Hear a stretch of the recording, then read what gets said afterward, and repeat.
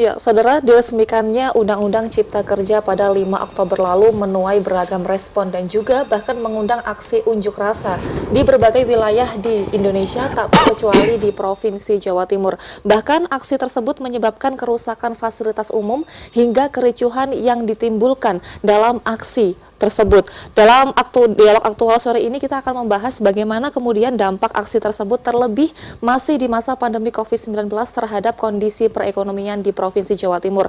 Bersama dengan pengamat ekonomi Ubaya, Bapak Bambang Budiarto MSI. Selamat sore Pak Bambang. Selamat sore Mbak. Terima kasih telah bersedia hadir di TVRI Jawa Timur. Berkaitan dengan kondisi perekonomian, ini sudah menginjak bulan Oktober. Ya. Sejauh ini pengamatan Bapak melihat kondisi ekonomi di Jawa Timur seperti apa Pak? Secara umum apa yang terjadi di Jawa Timur dan juga di wilayah-wilayah lain yang ada di Indonesia, juga Indonesia, itu tentunya jauh dari harapan. Jadi ketika di awal tahun kita punya mimpi yang besar bahwa sektor manufaktur itu menjadi tulang punggung ekonomi negara kita, tapi ternyata dalam perjalanannya kita ketemu satu situasi yang kurang nyaman bagi semua, yaitu pandemi COVID-19 ini. Akhirnya apa yang kita prediksi di awal itu tidak bisa menjadi kenyataan, gitu ya. Jadi ini untuk pertama kalinya kita dalam situasi ekonomi yang begitu terpuruk. Ini untuk pertama kalinya akhirnya semua masyarakat Indonesia jadi dokter dan jadi ekonom. Karena semua ngomong tentang pandemi bisa, ngomong ekonomi juga bisa. Karena mereka juga merasakan imbasnya. Betul sekali. Meskipun hingga bulan Oktober ini pemerintah tentu sudah mengeluarkan berbagai upaya bantuan kebijakan. Tapi apakah menurut kacamata Pak Bambang dengan bantuan ataupun kebijakan yang selama ini sudah digelontorkan oleh pemerintah tidak memperbaiki atau belum berdampak atau seperti apa Pak evaluasinya? Saya pikir begini Mbak. Jadi apa yang sudah dilakukan oleh kabinet kita di bawah Pak Jokowi, juga di daerah-daerah, ini sudah bisa kita katakan, tidak bisa kita katakan dia berhenti di jalan, enggak. Jalan kok ini. Bayangkan kalau misalnya tidak jalan, tentu lebih buruk dari ini. Hanya saja situasi ini adalah situasi yang kurang menguntungkan, seperti tadi saya bilang. Banyak sudah kebijakan yang dilakukan, dan yang terkini kita menunggu ini menit-menit akhir besaran dari pertumbuhan ekonomi di kuartal ini, gitu ya. Kemarin kita sudah terjun bebas di -5, kemudian sebelumnya -2, itu angka-angka terburuk. Nah, kemudian saat sekarang dengan agenda pemulihan ekonomi nasional ini kita harapkan kita bisa semuanya menjadi lebih baik. Hal-hal yang sudah dilakukan mulai dari bantuan subsidi gaji, kemarin ada batasannya 5 juta, kenapa itu saya cari-cari kenapa sih kok 5 juta, itu ternyata kalau saya pikir-pikir ini ada di average pendapatan kita itu sebenarnya di situ, makanya yang di bawah itu dikasih 600.000. Nah, tapi ternyata cita-cita itu juga belum bisa berjalan dengan demikian baiknya, sebab bantuan pemerintah selama 4 bulan, 600.000 yang diberikan 2 kali per 2 bulan, itu ternyata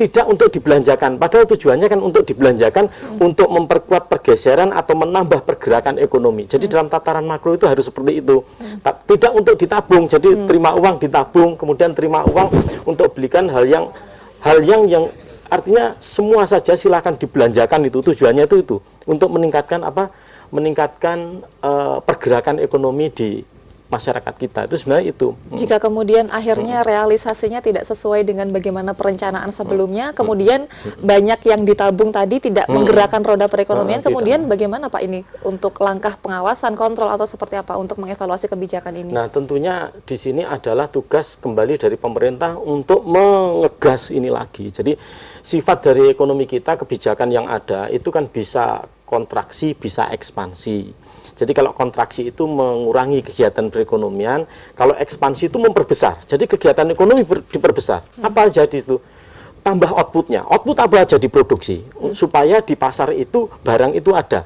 Kalau barang ada, transaksinya ada. Kalau transaksi ada, perputaran atau pergerakan uang juga ada. Di situ satu bentuk yang bisa memperkuat, memperkokoh keberhasilan untuk pemulihan ekonomi nasional di masa pandemik ini. Apakah Gitu, Mbak. kemudian perlu ada semacam aturan bahwa ketika yang mendapat subsidi memang diberi kewajiban untuk mengeluarkan pembelanjaan sekian persen dari yang diterima, Pak, agar pergerakan ekonomi ini memang benar-benar terjadi? Justru di situ seharusnya dibuat gitu ya. Itu yang menurut saya terlewatkan. Jadi ketika orang terima duit itu, warningnya sebenarnya sudah ada sejak awal itu. Jadi dikaitkan bahwa akan lebih baik misalnya saat itu bahwa 600.000 ini kalau misalnya diwujudkan voucher belanja di mana itu akan langsung terjadi. Kalau demikian dengan 600.000 yang diterima 2 kali 1.200.000 ditahan dulu uang, terima uang ya eman-eman dan lain sebagainya. Nah, ini menghambat justru tidak membuat cantik pemulihan ekonomi nasional. Baik, Pak, tadi kita juga menyimak Iya. informasi dari kawasan Sidoarjo di mana para penerima bantuan bansos berupa beras dia malah menjual kembali. Iya. Artinya mereka apakah memang kebutuhannya tidak sesuai atau itu mereka tidak membutuhkan beras tapi membutuhkan yang lain atau seperti apa pengamatan dari Pak Bambang? Jadi intinya masyarakat itu butuhnya itu saat sekarang itu duit kan gitu aja kan. Intinya di situ. Jadi nggak bisa digeser kemana-mana. Dengan dia punya uang, dia punya pilihan. Jadi kebutuhannya apa sih di situ, bisa untuk ada mungkin agenda bayar sekolah, bayar apa kan gitu. Ada saja. Nah tapi ketika diwujudkan dalam bentuk barang, dia pun akhirnya juga menurut saya hebat-hebatan, pinter-pinteran kreasi antara yang memberi dan yang menerima. Jadi yang memberi kalau di kasusnya Sidoarjo tadi adalah pemerintah daerah Kabupaten Sidoarjo, pinter-pinteran dengan yang diberi. Ternyata yang diberi juga pinter, dijual kembali kan seperti itu. Kalau misalkan memang masyarakat ini membutuhkan, tadi yang disampaikan adalah uang, lalu ketika bantuan sosialnya atau bantuan dari pemerintah tidak sesuai dengan apa yang dibutuhkan, kemudian ini evaluasinya seperti apa, Kak? Apakah memang nanti pemerintah harus menggelontorkan uang atau ada alternatif lain menurut Pak Bambang? Saya melihatnya hampir semua daerah dan juga di pemerintah pusat itu sepertinya semua jurus sudah dikeluarkan, Mbak. Kalau yang saya lihat itu. Jadi ketika ada pihak lain yang mungkin tidak sependapat, berseberangan, kemudian saling tuding, menyalahkan, itu saya pikir sebenarnya semuanya, kalau saya lihat itu ya, itu sebenarnya sudah berjuang keras. Hanya saja mungkin ada yang bisa tendangannya itu bisa langsung, bisa meleset, nah seperti itu. Nah jadi ketika muncul satu kebijakan diberi uang, dia harus dikunci supaya untuk beli ini kan gitu. Itu untuk memulihkan. Tapi secara umum untuk memulihkan ekonomi daerah atau ekonomi nasional, belum tentu yang seperti itu bisa memulihkan ekonomi keluarga tersebut, Mbak. Masalahnya di situ. Jadi ketika ekonomi daerah naik, ekonomi nasional naik, ekonominya orang tersebut bisa jadi dalam posisi masih babak belur. Nah kan bisa seperti itu. Oleh karenanya idenya apa ya, jual kembali aja. Nah itu. Akhirnya mau tidak mau yang menerima bantuan dia menjual kembali, harapannya bisa mendapatkan uang dan bisa dialokasikan untuk kebutuhan mereka yang lain. Iya, masalahnya dia harus juga menyelamatkan perahunya dia sendiri kan gitu. Perahu nasional, perahu perekonomian daerah selamat, tapi perahunya dia juga harus diselamatkan. Saya pikir seperti itu. Nah, jadi perlu sinergi semua pihak. Kita tidak bisa berpikir general saja, secara umum begini bupati keluarkan kebijakan dan sebagainya. Tapi di sisi lain banyak situasi-situasi di mana kita sebenarnya dalam posisi harus memikirkan satu persatu. Nah seperti itu, karena kan kita ada konsep kesenjangan. Nah di situ itu, Mbak. Baik, Pak. Tapi namun di tengah masa pandemi ini, ketika memang kondisi perekonomian dirasa belum pulih, masih ditambah dengan beberapa aksi unjuk rasa dari masyarakat terkait dengan Undang-Undang Cipta Kerja. Apakah ini memang pandangan dari Pak Bambang berimbas terhadap perekonomian Jawa Timur seperti apa, Pak? Begini, Mbak. Saya masih ingat di tempat ini dulu pernah katakan bahwa dalam tataran makroekonomi, situasinya itu kalau ruwet, banyak transaksi, jalanan macet, banyak orang jual beli itu nggak apa-apa. Sebenarnya baik itu. Hanya masalah keruwetan ini kalau urusannya Satpol PP itu masalah lain. Tapi keruwetannya, transaksinya itu sudah bagus. Nah sekarang kita tarik untuk masalah Undang-Undang Cipta Kerja. Ini cita-citanya sebenarnya menurut saya baik. Baik, Mbak itu. Hanya saja ada diskomunikasi. Saya cuma berpikir begini, kalau misalnya pidatonya Pak Jokowi yang 11 menit itu di Istana Bogor tanggal 9 Oktober itu disampaikan sebelum itu digedok, saya berpikir sepertinya tidak akan terjadi demo seperti itu. Karena itu angin surga yang disampaikan oleh Pak Jokowi hanya dalam waktu 11 menit ya, bukan 11 detik, 11 menit itu. Itu angin surga. Nah, kemudian ketika itu sudah terjadi seperti ini, semua pihak saling tuding gitu kan ya, semua pihak saling menyalahkan gitu ya. Semua punya apologinya sendiri-sendiri, baik dalam tataran hukum, dalam tataran legalitas, baik tataran ekonomi, atau baik dalam tataran kesehatan pandemik tadi. Baik Pak Bambang, kita tahan terlebih dahulu, kita akan lanjutkan Oke. setelah azan maghrib untuk kota Surabaya dan juga sekitarnya. Tetaplah Oke. bersama kami. Ya.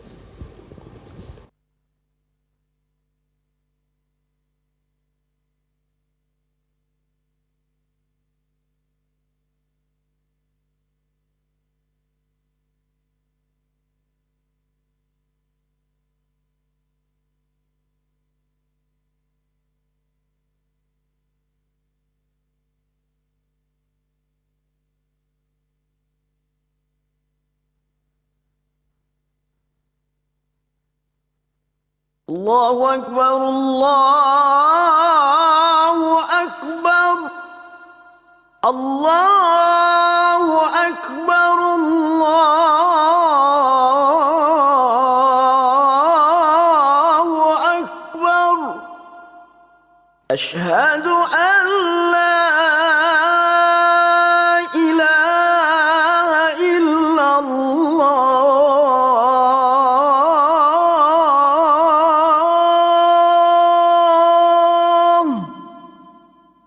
Asyhadu an la ilaha illallah.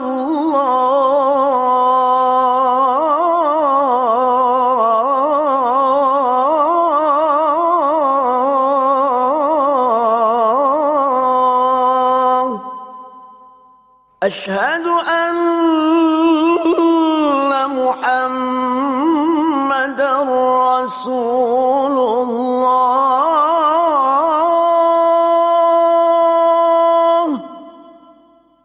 Asyhadu anna Muhammadar Rasulullah. Hayya 'alas salah.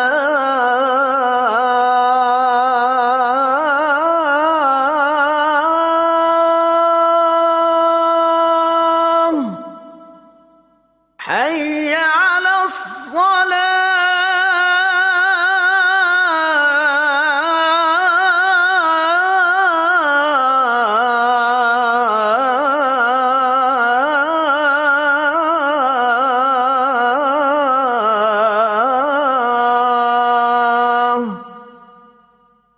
Hayya 'alal falah.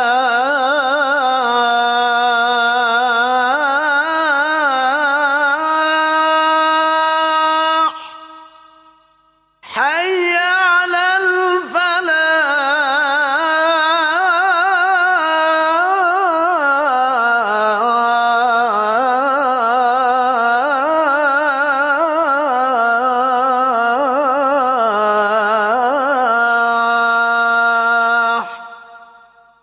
Allahu Akbar, Allahu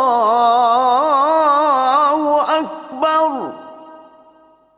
La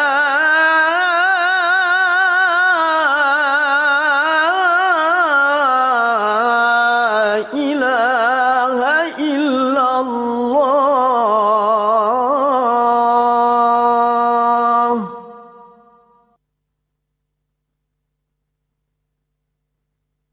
اللهم رب هذه الدعوة التامة والصلاة القائمة آت محمدا الوسيلة والفضيلة وبعثه مقاما محمودا الذي وعدته.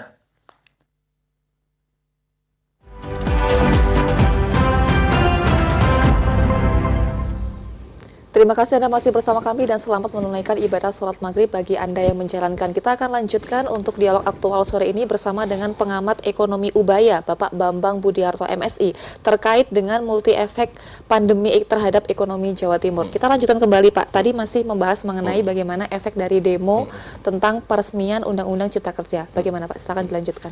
Jadi dengan adanya demo ini dalam kaitannya dengan situasi makroekonomi itu sebenarnya bisa dilihat dari dua sisi.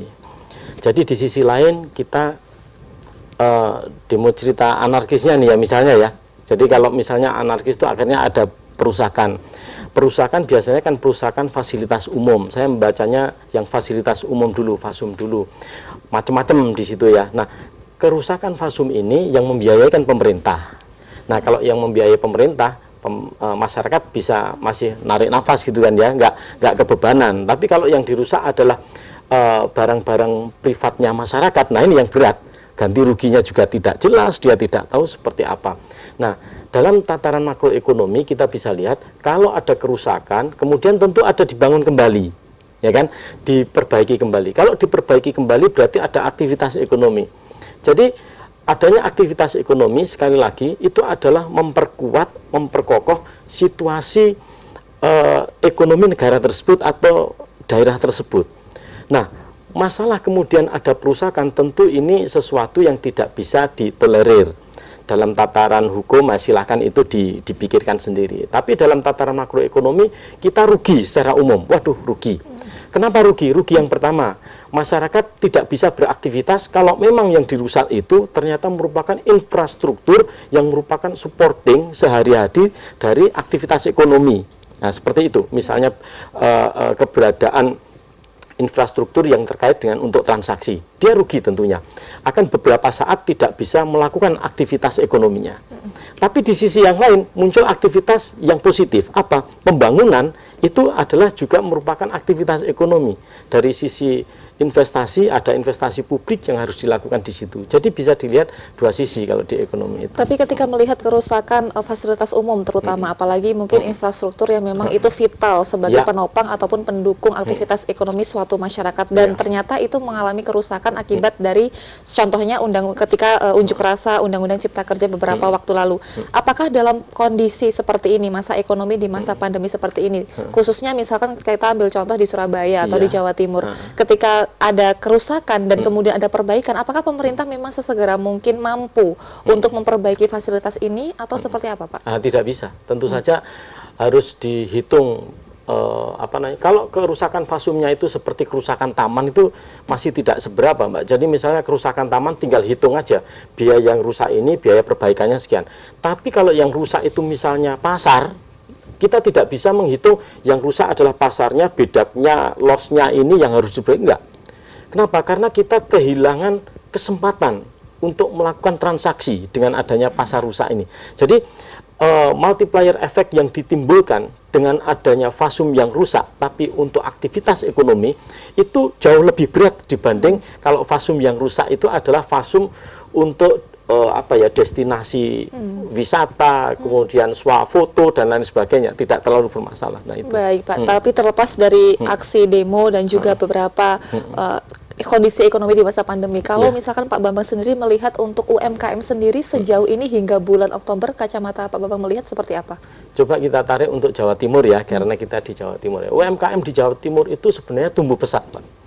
Tumbuh pesat, jadi di 2017 itu sekitar 7 juta berapa? Nah, 7 juta lah angkanya. 2019 masuk 2020 itu sudah hampir tembus 9 juta sekian. Bandingkan dengan banyaknya perusahaan, kita itu tercatat BPS di terakhir yang saya lihat itu 3 juta saja.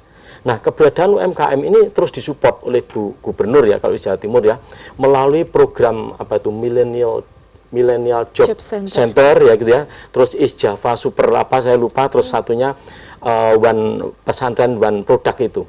Nah, ini disupport terus. Nah, terus ternyata dalam situasi UMKM ini yang merupakan juru selamat jatuhnya ekonomi, kalau saya bilang seperti itu, ternyata sekarang ini dengan Undang-Undang Cipta Kerja sesuai pidato Pak Presiden tanggal 9 Oktober itu malah seperti dilewatkan jalan tol kalau menurut saya.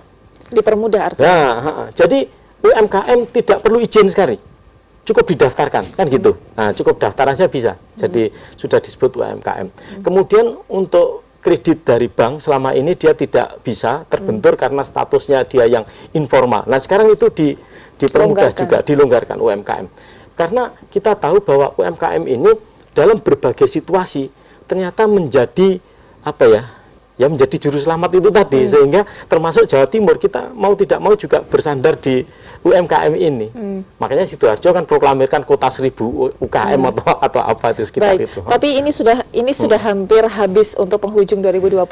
Prediksi dari Pak Bambang sendiri terkait kondisi ekonomi sampai dengan akhir 2020 seperti apa, Pak? Masih berat gitu ya. Nah, saya memprediksi masih berat.